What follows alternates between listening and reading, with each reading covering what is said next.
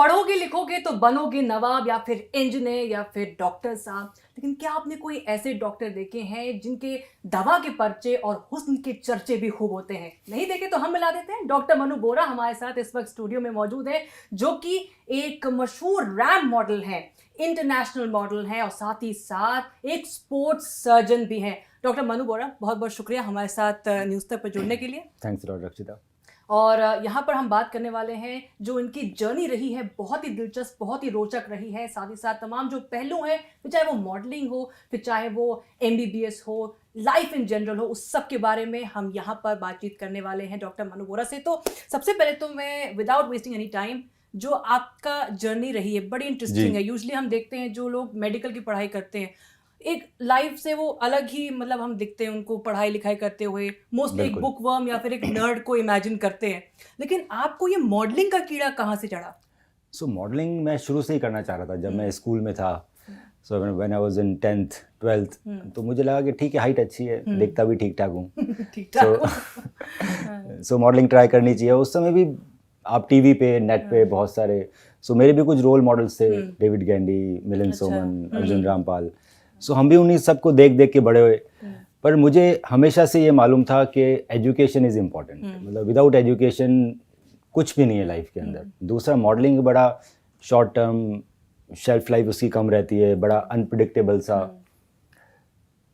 Profession है। साथ में मुझे एक्टिंग में की तरफ कभी कोई ऐसा था नहीं रुझान। तो मेरे को लगा कि पढ़ाई बहुत इंपॉर्टेंट है। मेरी मदर डॉक्टर हैं। अच्छा। मेरे फादर एक बहुत बड़े एडवोकेट थे। मेरे घर में शुरू से ही काफ़ी ज़्यादा पढ़ाई का माहौल था, पर उन्होंने मुझे कभी प्रेशराइज नहीं किया कि मुझे पढ़ाई करनी है। अच्छा।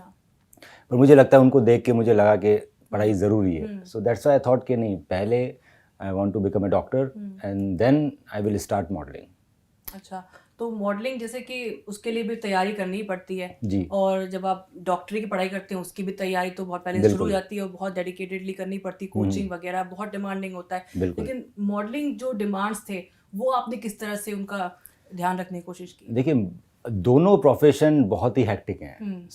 पहली बात आती है कि जब हम प्रोफेशन को स्टार्ट करते हैं, जैसा आपने कहा कि डॉक्टर बनना है, तो जो डॉक्टर बनने की जो पढ़ाई होती है वो बहुत टफ होती है। बनने के बाद फिर भी थोड़ी मेलो डाउन हो जाती है, पर competitive examination is very tough. इसलिए अगर मॉडल बनना है तो जो पहले की जर्नी है 1-1.5 साल की, वो बहुत टफ रहती है। मेरा मन तो था मॉडल करने का। देन आई थॉट कि चलो कॉलेज के साथ ही हो जाए। आई वर्कड वेरी हार्ड, क्योंकि मैं हूँ जोधपुर से, आई एम फ्रॉम जोधपुर। तो जोधपुर से मॉडलिंग आप नहीं कर सकते। मेरी इच्छा थी कि मैं दिल्ली या बॉम्बे आऊँ, तो वहाँ का मेडिकल कॉलेज मुझे मिलना ज़रूरी है ताकि मैं मॉडलिंग कर पाऊँ। यहाँ के मेडिकल कॉलेज मिलने के लिए you need like under 100 ranks. MBBS के जो प्री एंट्रेंस टेस्ट होते हैं। मैंने बहुत पढ़ाई करी इस चक्कर में नहीं, पढ़ाई वैसे भी करता था। Then I got rank 52 all over India in pre medical, was rank 14 in Rajasthan. मैंने मौलाना आज़ाद मेडिकल कॉलेज ऑप्ट किया, दिल्ली का जो one of the best school है, मेडिकल स्कूल इन इंडिया। पर मैं उस समय, मेरी एज भी बड़ी कम थी, कुछ मेरे पेरेंट्स को भी लगता था कि पता नहीं छोटा बच्चा कैसे पढ़ेगा, दिल्ली में रैगिंग हो रही है, ये हो रही है, वो हो रही है। समाव वो 2-3 दिन तक मुझे कुछ ब्लैकमेल इमोशनल सब तरह से हथकंडे अपना के समाव दे कन्विंस मी टू कि मैं वापस आ जाऊँ जोधपुर। फाइनली मैंने ज्वाइन करी, मैं वहाँ गया, 2-4 दिन रुका और मुझे मेरे पिताजी वापस पकड़ के लिया जोधपुर में। जोधपुर में भी अच्छी रैंक थी, रैंक 14 थी राजस्थान में। तो मैंने उससे जोधपुर से MBBS करी। तो वहीं पे मॉडलिंग वाला ख़त्म हो गया सपना, क्योंकि जोधपुर में तो कुछ हो नहीं सकता। फिर वापस जब PG की बात आई, प्री PG की, तो मुझे लगा नहीं, अब तो मुझे बहुत पढ़ाई करनी चाहिए। मैंने फिर बहुत पढ़ाई करी। मैंने इस बार तो ना मैं एग्ज़ाम दूंगा भी नहीं राजस्थान का। ये मैंने सोचा था। फिर काफ़ी पढ़ाई करी। Then I got rank 65 all over India. और राजस्थान प्री PG देने का मन नहीं था, पर ऑल इंडिया का रिजल्ट आ चुका था, मेरी ऑलरेडी सिलेक्शन हो चुका था। मुझे लगा कि नहीं, अच्छा है। मेरे बाकी सारे दोस्त जा रहे थे देने के लिए, तो मैंने कहा चलो मैं भी चलता हूँ। मैं बिना पढ़े लिखे ऐसे ही चला गया राजस्थान प्री PG देने के लिए। और एक रात पहले कुछ उनकी जो पुरानी जो क्वेश्चन पेपर्स होते हैं वो पढ़ लिए, and somehow I got rank 3rd। मेरे को लगता है वो पूरे साल पढ़ाई की, मतलब ये बात ये है कि एक कुछ दिन पढ़ने से नहीं होता है, पूरे साल अगर आपने पढ़ लिखा हो तो डेफिनेटली आप अच्छा करते ही हो।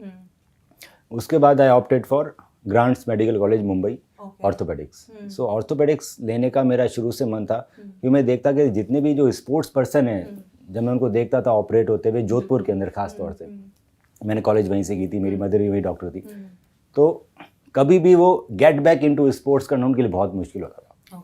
किसी भी लिगामेंट की सर्जरी हुई हो तो उसके बाद खेल ही नहीं पाए। और बाहर का जब हम न्यूज़ देखते हैं कि सारे international players are getting back into the game. Comebacks होते हैं। हाँ, तो ऐसा तो शुरू से ही मैं खुद भी स्विमिंग करता हूँ, टेबल टेनिस खेलता था, क्रिकेट, फुटबॉल। सो मुझे शुरू से ही थोड़ा स्पोर्ट्स में रुचि थी और मेरे को ये भी लगता था कि स्पोर्ट्स पर्सन के लिए कुछ करना है।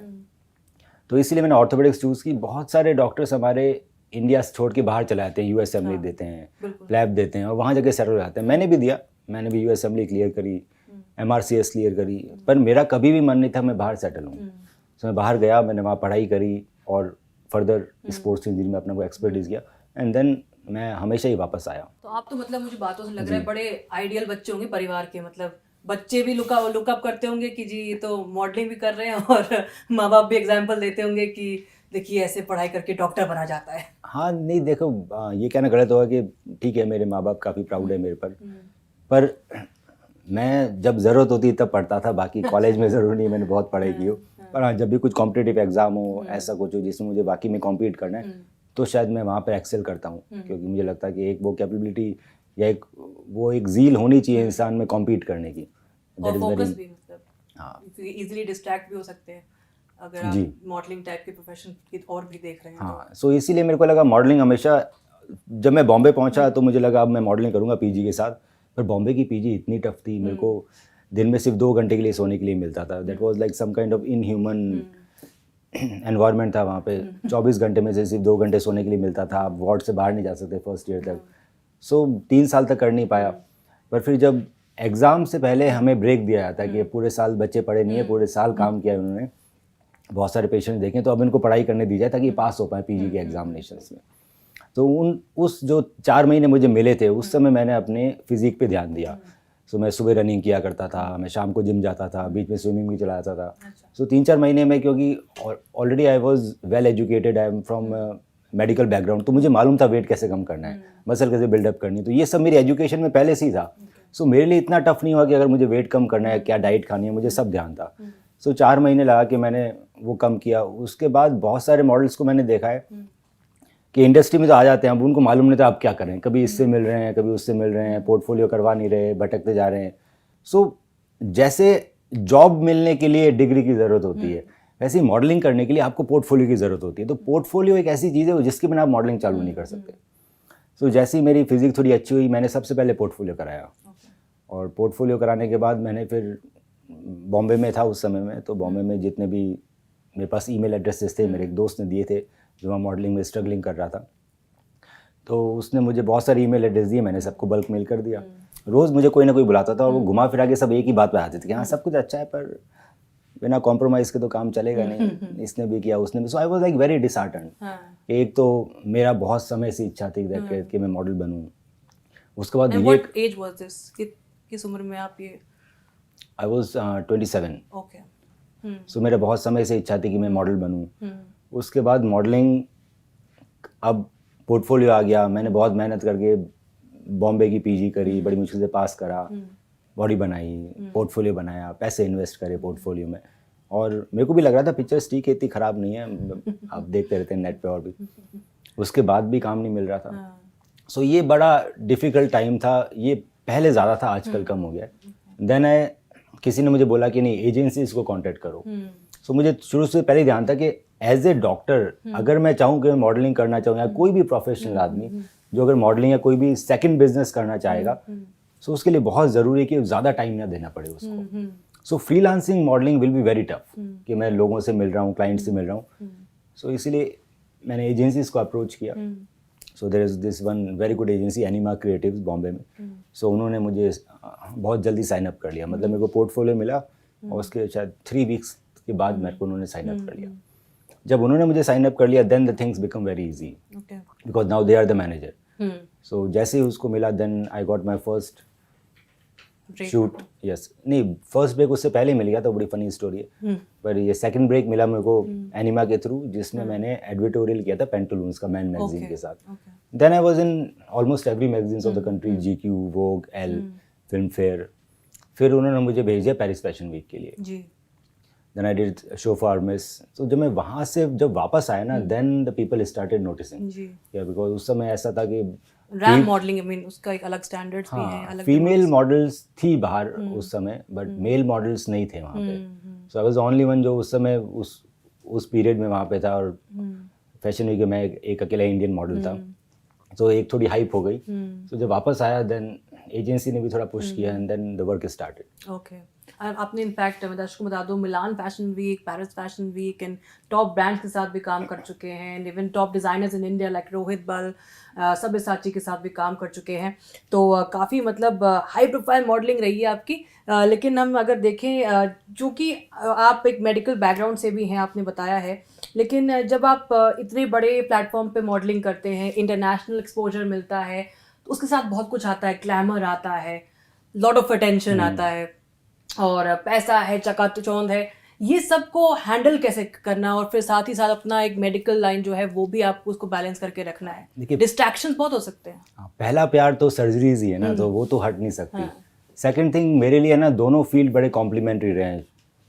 वो जहाँ भी मैं जाता था शोज करने के लिए या शूट करने के लिए, तो वो एक बार तो पहले तो सरप्राइज होता है कि उन्होंने पहले कभी ऑर्थोपेडिक सर्जन देखा नहीं जो एक मॉडल है। हाँ, बिल्कुल। सो दैट वाज मेरे को लगता है इससे ना वो इंसान की एक रिमेम्बरेंस बनती है कि वो अगली बार आपको बुक करता है।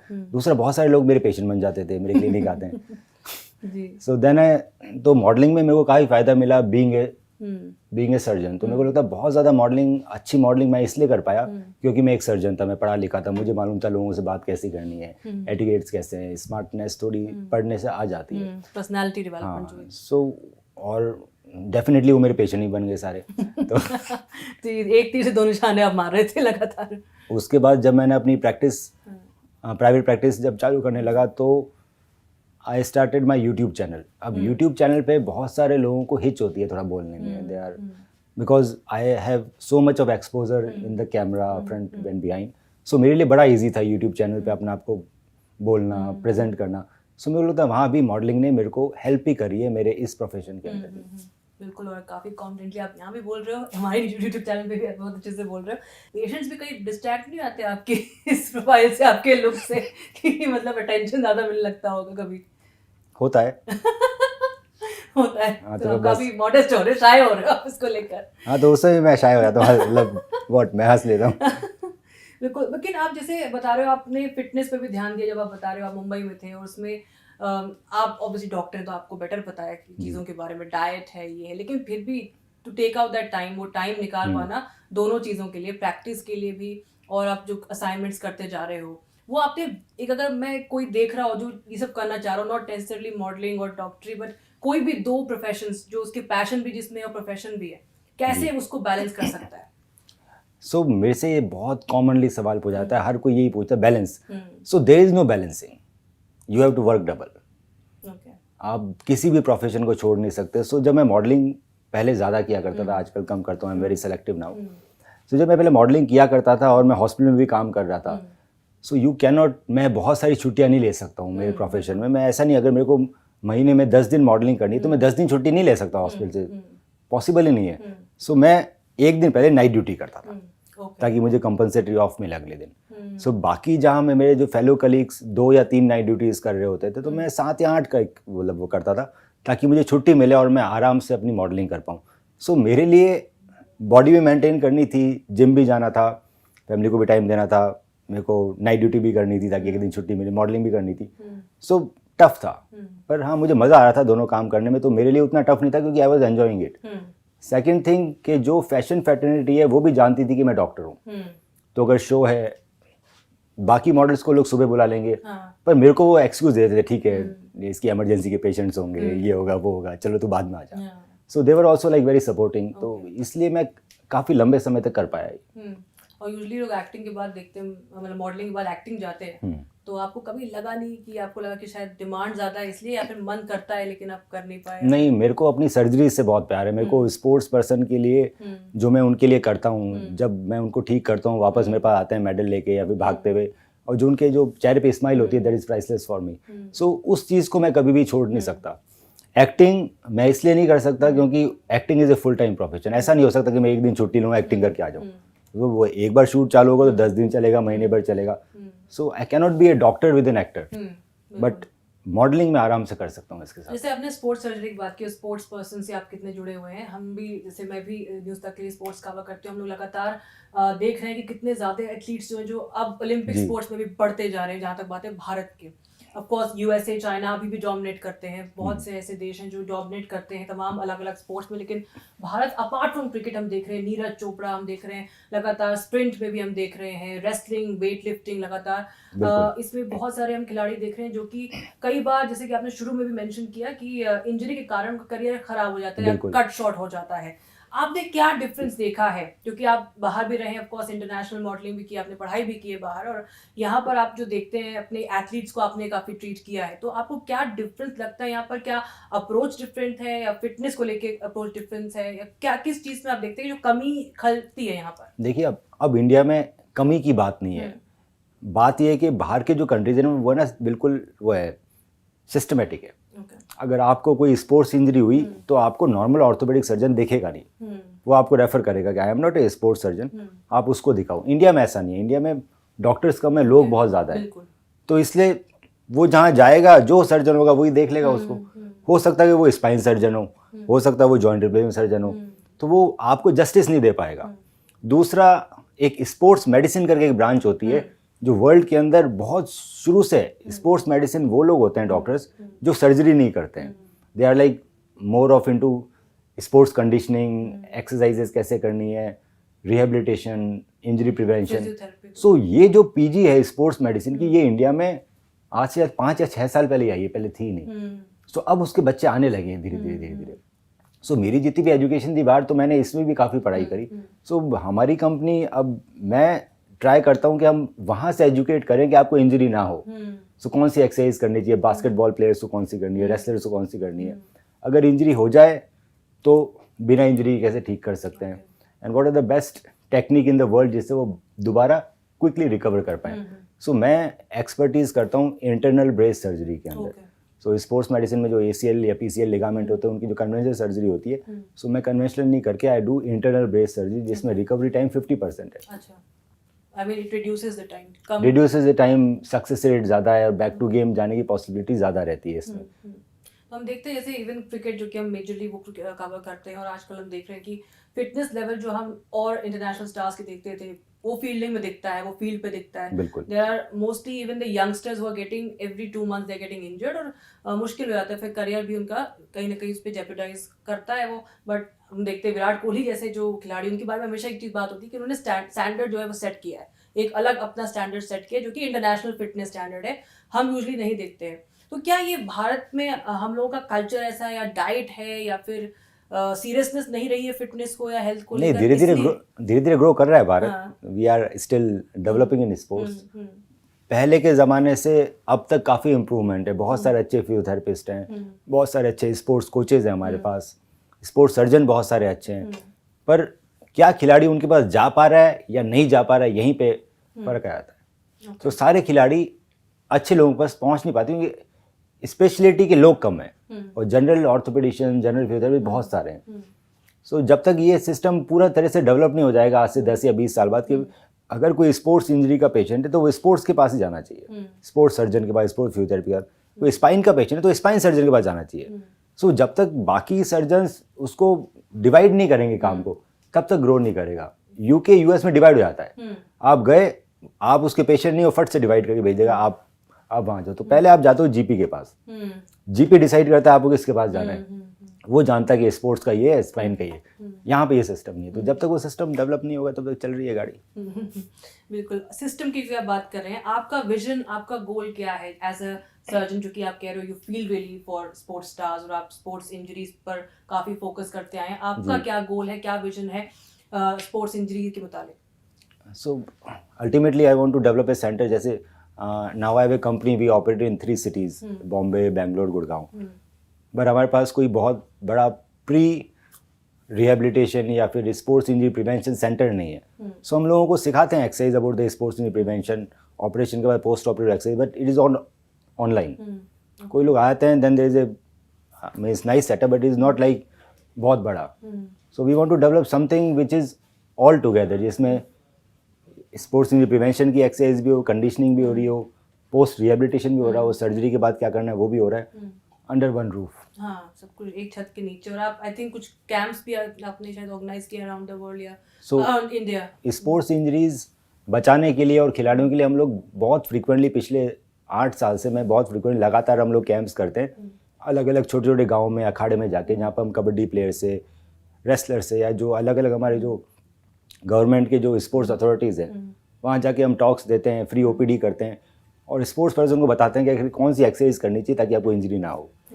सबसे ज़्यादा आपको क्या लगता है जो एक तरह से रोड़ा अटका देता है, क्योंकि आप कह रहे हो कि लोगों को पता नहीं है या फिर एक कहीं ना कहीं डर भी होता है कुछ लोगों में कि आप अच्छे डॉक्टर को दिखाना, सही इलाज पाना भी एक चीज़ होती है, तो उसको लेकर क्या कैसे आप एक तरह से कोई सलाह दे सकते हैं जो लोग एक्चुअली स्पोर्ट्स खेलना चाह रहे हैं लेकिन बहुत इजीली इवन ट्रेनिंग में बचपन में कोई टेनिस खेल रहा है उसको बहुत जल्दी एल्बो हो जाती है या कुछ भी हो जाता है, उसके बाद शायद पेरेंट्स भी बोलते हैं कि जी आप इस पे फोकस ना करें, आप पढ़ाई कर लें, वो एक और हिंड्रेंस अलग बन जाती है। देखिए जो सबसे बड़ा हिंड्रेंस मुझे लगता है इंडिया में वो है मनी का। सो जब तक सरकार पैसे नहीं देगी स्पोर्ट्स पर्सन को तब तो वो अच्छा इलाज कहाँ से कराएंगे। अब अगर मेरे पास किसी को आना है इलाज कराने के लिए तो हो सकता है वो किसी गाँव में बैठा है, वहाँ से उठ के उसको दिल्ली आना पड़ेगा, सो वो भी एक एक्सपेंसिव है। फिर the kind of implants we use, जो सर्जरी की टेक्निक्स है, जो सर्जरी की इम्प्लांट है, वो वाकई में काफ़ी एक्सपेंसिव है। सो जो नॉर्मल स्पोर्ट्स पर्सन है उसके लिए कई बार अफोर्ड करना मुश्किल हो जाता है, ना सिर्फ सर्जरी, बाकी अच्छे कोचेस को अफोर्ड करना मुश्किल। तो आपने जितने ही बड़े बड़े नाम लिए कि आज नीरज चोपड़ा बाहर गया, तो उन सबकी ट्रेनिंग बाहर हुई है। They were trained under the best sports physiotherapist, best coaches around the world. So वो ट्रेनिंग एक्सपेंसिव होती है कहीं भी जाओ। इंडिया में जब तक आप लोगों को सरकार ज़्यादा ध्यान नहीं देगी इस पे, या फिर अब उसके फोकस उन पर होना चाहिए जो कि है। तो अब आप जो है बताएं कि जो टिप्स अगर आप देना चाहें हमारे दर्शकों में से जो कि बहुत यंग एंड ओल्ड सब देखते हैं, तो सबसे पहले तो जो मॉडलिंग करना चाहता है वो, और लेकिन साथ साथ जो कि आपने कहा कि एजुकेशन भी ज़रूरी है, वो किस तरह से बैलेंस कर सकते हैं, वो किस तरह से, क्योंकि सिर्फ मेंटल प्रेशर भी होता है लेकिन सिर्फ ये नहीं पढ़ाई को बैलेंस करना, बट पेरेंट्स से भी लड़ाई करनी होती है, घर में सब कुछ करना होता है, सोसाइटल प्रेशर्स होते हैं, वो किस तरह से हैंडल कर सकते हैं जो युवा होते हैं। सो 2 प्रोफेशन चूज़ करना थोड़ा डिफ़िकल्ट है अगर, पर फिर भी आप करना चाहते हैं, क्योंकि मैंने इसलिए डिसाइड किया क्योंकि मैं नहीं चाहता था कि मैं जब 50-60 में पहुँचूँ मैं सोचूँ कि हाँ मॉडलिंग शायद कर लेता और फिर मेरे को उस समय पछतावा होता। सो ये बात तो तय है कि आपको डबल मेहनत करनी पड़ेगी, there is no shortcut. So double मेहनत करने के लिए अगर आप तैयार हैं, so there are ways to do the things. हर किसी चीज़ को करने का स्मार्ट तरीका, तो एक बार आप कुछ करना चाहते हैं तो आप सोच सकते हैं कि आगे उसको कैसे किया जाए। 2-3 तरीके हमेशा होंगे एक तरीके को करने के लिए। जैसे मॉडलिंग करनी है तो फ्रीलांस भी कर सकते हैं, आप खुद भी लोगों से मिल सकते हो, आप पार्टी में PR कर सकते हो, या फिर आप कोई एजेंसी पकड़ सकते हो। एजेंसी डेफिनेटली आपके 30% ले लेगी, फ्रीलांस करोगे तो आपको 30% किसी को देना नहीं है, सारा आपका है, पर कम से कम कोई मैनेज करेगा आपको, जो आपका टाइम बचाएगा। सो अगर आप डुअल प्रोफेशन में और आप मॉडलिंग भी करना चाहते हैं, सो पहली चीज़ कि डबल मेहनत करनी पड़ेगी, मॉडलिंग इज़ नॉट ईजी। दूसरा, आपके पास अगर एजेंसी हो तो बहुत सारा काम आसान हो जाता है, बहुत सारा काम आसान होता है, लेकिन आपने इसे बताया कि पोर्टफोलियो लोग नहीं करवाते हैं, नहीं कराते, कई बार मनी भी होता है, कई बार उनको पता ही नहीं कि एग्जैक्टली कैसे अपना को ग्रूम करना है। नहीं, बहुत सारे मॉडल्स आते हैं, उनको लगता है कोई फ्री में पोर्टफोलियो कर दे उनका, कोई कम पैसे में कर ले। हाँ, आजकल जब से इंस्टाग्राम आया सारे फोटोग्राफर हैं, सारे मॉडल हैं। तो जब आप इस तरह से चीज़ें सोचोगे कि आपको कोई फ्री में कर दे, तो वो फिर क्वालिटी तो फ्री की होगी ना। वो सामने वाला भी उतना अच्छी तरह से आपको पिक्चर्स नहीं निकालेगा, इतनी मेहनत नहीं करेगा। सो बहुत ज़रूरी है, कहीं ना कहीं कुछ तो इन्वेस्टमेंट करना पड़ता है, टाइम का, मनी का, दिमाग का, सबका इन्वेस्टमेंट लगता है, then only you can do it. तो मॉडलिंग टिप्स आपने दी, अब मेडिकल स्टूडेंट्स के लिए टिप्स की बारी है। Medical student how to handle that pressure part from, and also balancing life, कुछ भी करना हो, हॉबीज हैं, पैशन है अपना, कोई singing, music, whatever they want to do, because I have seen my friends, because they are very, मतलब life में उनका भी एक पर्सनालिटी है, they like to party, like to go out, but हाँ वो चीज़ उभर के उतना टाइम नहीं मिल पाता। देखिए, एक तो लोगों को लगता है कि डॉक्टर पता नहीं कितना पढ़ाई करते हैं, क्या करते हैं ना, ये है। सो जब आप कॉलेज में एंट्रेंस के लिए पढ़ाई करते हो तो आपको वाकई में पढ़ाई करनी पड़ती है, क्योंकि वो एक कंपटीशन है, लाखों लोग एग्ज़ाम दे रहे हैं, सिलेक्शन सिर्फ हज़ारों का होना है।